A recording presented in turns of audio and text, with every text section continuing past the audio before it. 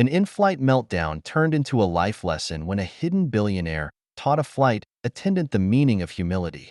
The faint hum of the aircraft's engines filled the cabin as passengers settled into their seats for the long-haul flight from Los Angeles to Miami. Among them was Vanessa Grant, a seasoned flight attendant with over 2 decades of experience. Known for her no-nonsense attitude, Vanessa took pride in maintaining order on her flights. For her, professionalism meant efficiency, and efficiency left no room for niceties. In the first-class cabin, everything gleamed with perfection: polished wooden tray tables, plush reclining seats, and champagne flutes sparkling under soft cabin lights. Vanessa made her way through the aisle, her sharp gaze scanning every detail. Her neatly pinned blonde hair reflected her precision.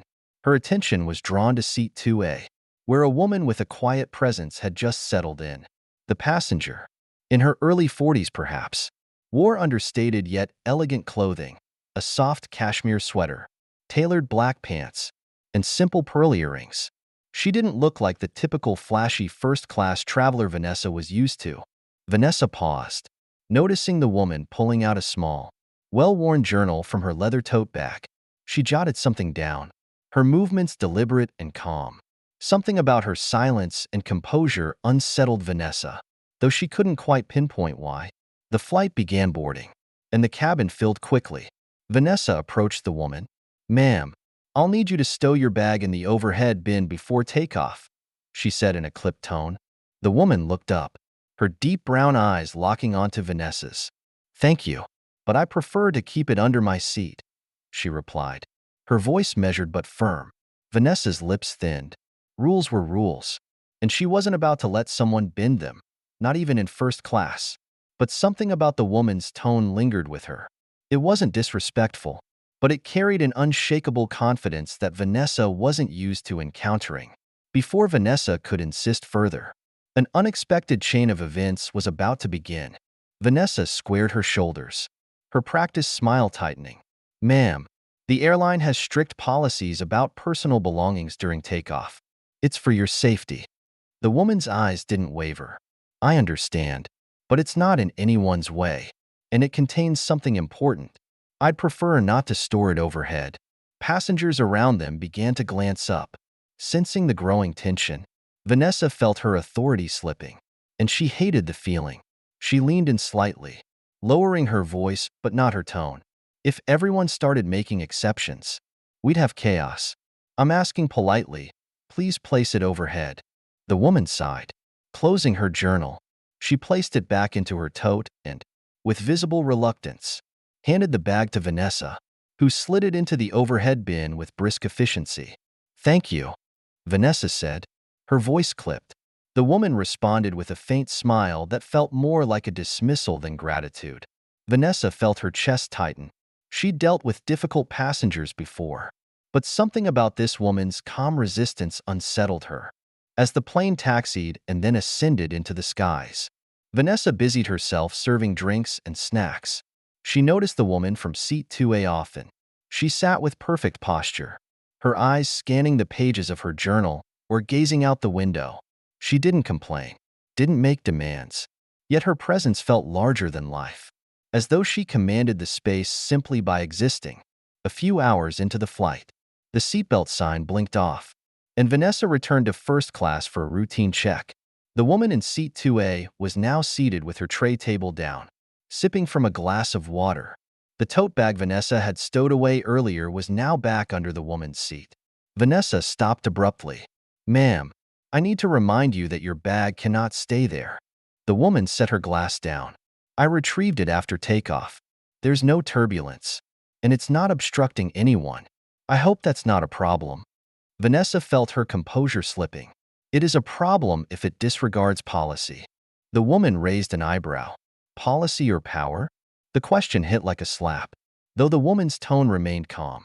A few nearby passengers began to watch with growing interest. Vanessa's cheeks flushed, and she tightened her grip on the serving tray. "I'm doing my job," Vanessa shot back, her voice sharp. "And I expect passengers to follow instructions for the safety and comfort of everyone on board. And I expect respect, even when I don't fit someone's idea of a typical first-class passenger." the woman replied. Her voice still measured, but now edged with steel. The word stung. Vanessa opened her mouth to respond. But before she could, another passenger, a middle-aged man in seat 2C, cleared his throat loudly. "Is everything okay here?" he asked, looking between Vanessa and the woman. Vanessa quickly straightened, forcing a smile. "Yes, everything's fine. Just clarifying some safety procedures." The woman gave the man a polite nod, but said nothing more. Vanessa could feel her authority being scrutinized, not just by this woman, but by everyone around her. The rest of the flight carried an awkward tension in the first-class cabin. Vanessa felt the weight of every glance, every whispered comment, as she moved through her duties.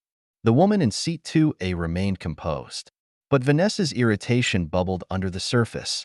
As they approached the final hour of the flight, Vanessa decided to make one last pass through the cabin.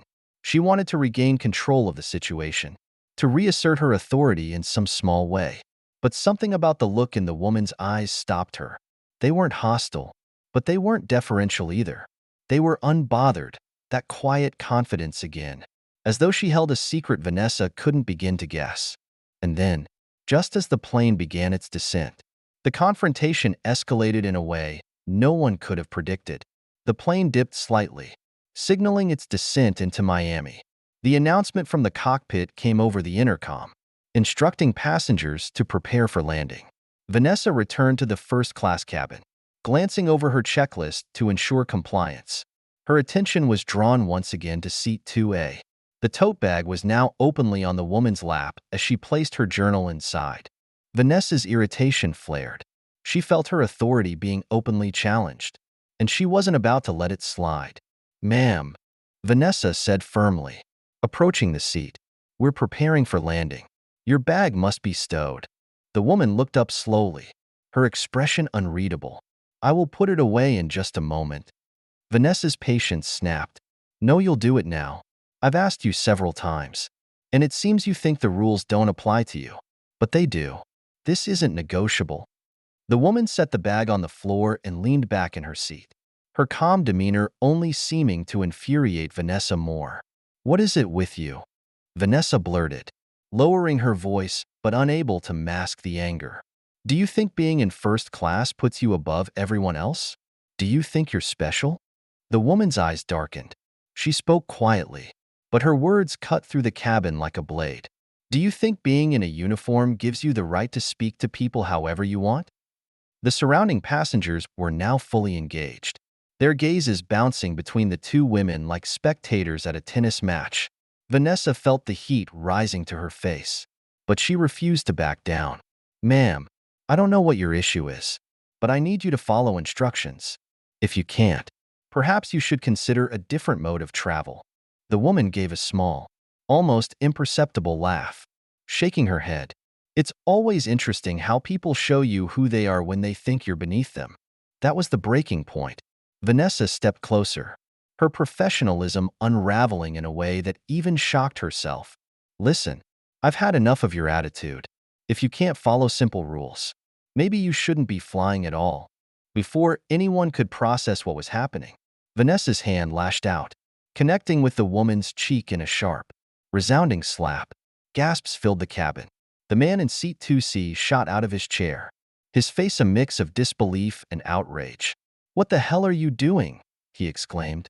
The woman sat still, her hand slowly rising to touch her face where the slap had landed. Her expression remained composed, but her eyes burned with something powerful: anger, disappointment, and something deeper, something harder to name. Vanessa froze, the reality of what she had just done crashing down on her. She opened her mouth to apologize, but before she could speak, the woman stood, commanding the room with a quiet authority that made everyone stop and stare. "I think you've forgotten who you're talking to," the woman said, her voice steady and calm, but filled with an unmistakable weight. Vanessa blinked, confused. "Excuse me?" The woman reached into her bag and pulled out a sleek leather portfolio. She opened it and held up an identification card along with documents bearing an embossed logo that Vanessa immediately recognized, the emblem of the company that owned the very airline they were flying on. "I am Simone Bell," the woman said, her voice carrying through the stunned silence of the cabin. Majority shareholder and CEO of B Air, which, if I'm not mistaken, owns this plane and employs you. The weight of her words hit like a thunderclap. Vanessa's face drained of color as she stared at the credentials.